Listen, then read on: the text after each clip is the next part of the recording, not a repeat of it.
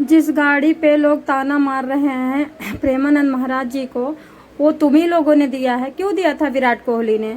अभी क्या कहा जा रहा है कि अगर ये संत होते तो जमीन में पैदल चलते, घसीटते हुए चलते, रिपटते हुए चलते, कांटों पे चलते। ठीक है, इसका मतलब वही है जो राधा जाप करे, जो भगवान का दिन रात नाम लेवे, जो अच्छी शिक्षा देवे, वो केले का पत्ता लपेटे और घसीटते हुए जमीन में कुत्ते की तरह चले।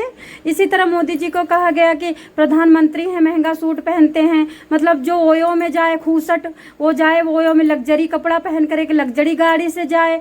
और प्रधानमंत्री देश का पूरा देश संभालने वाला, विदेशों में जाने वाला प्रधानमंत्री, विदेश के प्रधानमंत्री राष्ट्रपति से हाथ मिलाने वाला, वो केला का पत्ता लपेट के जाए। मतलब प्रधानमंत्री बोरा लपेट ले और ये ओयो में जाने वाले नरभक्षी राक्षस जो पराई लड़कियों को, छोटी छोटी बच्चियों के साथ कुकर्म करने वाले, ये मखमली मतलब बिस्तर पे लेटे और मखमली लग्जरी कपड़ा पहने, है ना।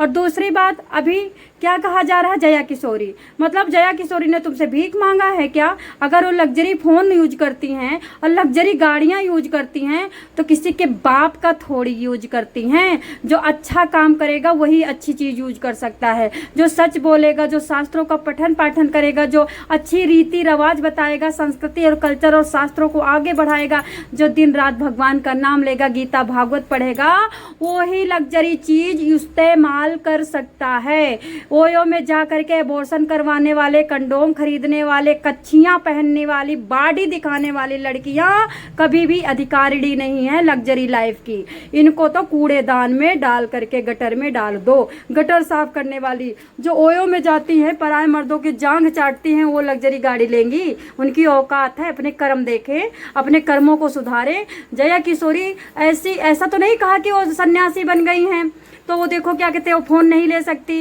वो फ़ोन नहीं लेंगी और वो देखो क्या गाड़ी पे नहीं चलेंगी, तो शास्त्रों का पठन पाठन कौन करेगा?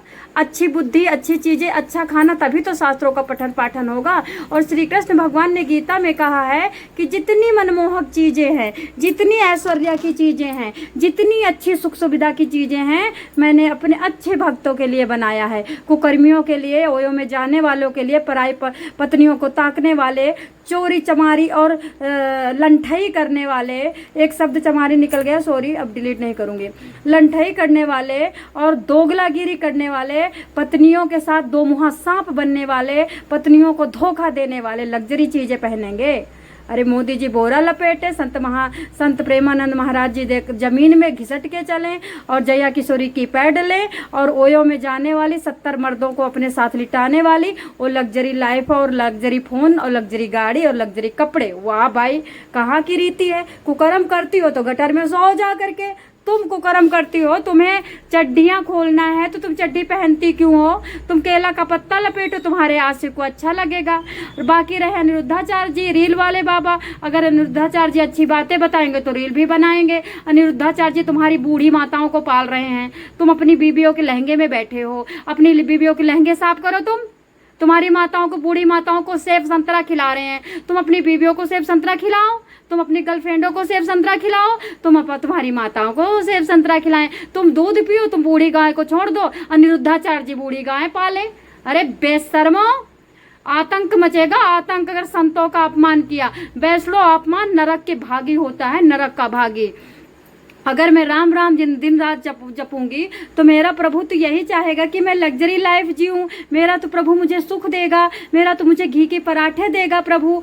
क्या गटर साफ करने वाले, जो तुम ओयो में जाते हो, तुम गटर साफ करो बस।